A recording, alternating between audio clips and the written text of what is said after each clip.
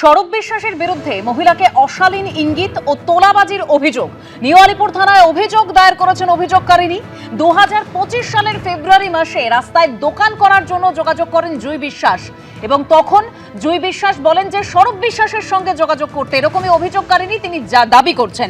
ঠিক কি তথ্য রয়েছে বিস্তারিত আমাদের প্রতিনিধি পার্থপ্রতিম ঘোষ আমাদের জানাবেন। পার্থ, দেখো, ফের স্বরূপ বিশ্বাসের নামে মামলা রুজু হলো নিউ আলিপুর থানায়। এবং যে বিষয়ে মামলা করেছেন একজন রিজেন্ট পার্কের বাসিন্দা এক মহিলা, তিনি যেটা অভিযোগ করছেন যে গত বছর ফেব্রুয়ারি মাসে, সেটা হচ্ছে তিনি এই যে গোটা ঘটনার সূত্রপাত, ঘটনাটি কি ঘটে তিনি জানান যে গত বছর ফেব্রুয়ারি মাসে তিনি নিউ আলিপুর এলাকায় একটি রাস্তায় ফুটপাতে স্ট্রিট ফুড, অর্থাৎ রাস্তার যে দোকান, সে খাবারের দোকান স্টল তিনি দিতে চান। এবং সেটা দেওয়ার জন্য, যেহেতু নিউ আলিপুরটা হচ্ছে 81 নম্বর ওয়ার্ডের মধ্যে পড়ে এবং সে 81 নম্বর ওয়ার্ডের তৃণমূল যিনি কাউন্সিলর জুই বিশ্বাস, ওনার সঙ্গে যোগাযোগ করেন, যেহেতু ওই এলাকার স্থানীয় কাউন্সিলর তিনি। এবং যে বিষয়ে যোগাযোগ করার পরবর্তীকালে মহিলা যেটা অভিযোগ করেছেন যে জুই বিশ্বাসের সঙ্গে যোগাযোগ করলে জুই বিশ্বাস জানিয়ে দেন এই মহিলাকে, যে যেটা অভিযোগকারীর দাবি, যে জুই বিশ্বাস তার কোনো ক্ষমতাই নেই যে ওই এলাকায় বা ওই জায়গায় ওয়ার্ডের মধ্যে কোনো দোকান কেউ দেবেন কিনা বা দেওয়ার মতো যে পারমিশন তিনি দেবেন, তার কাছে সেই ক্ষমতা নেই। তিনি বলেন যে স্বরূপ বিশ্বাস, অর্থাৎ জুই বিশ্বাস জানান যে স্বরূপ বিশ্বাস মন্ত্রী অরূপ বিশ্বাসের ভাই এবং জুই বিশ্বাসের স্বামী স্বরূপ বিশ্বাসের সঙ্গে যোগাযোগ করার কথা বলেন সেই সময় 2025 সালে।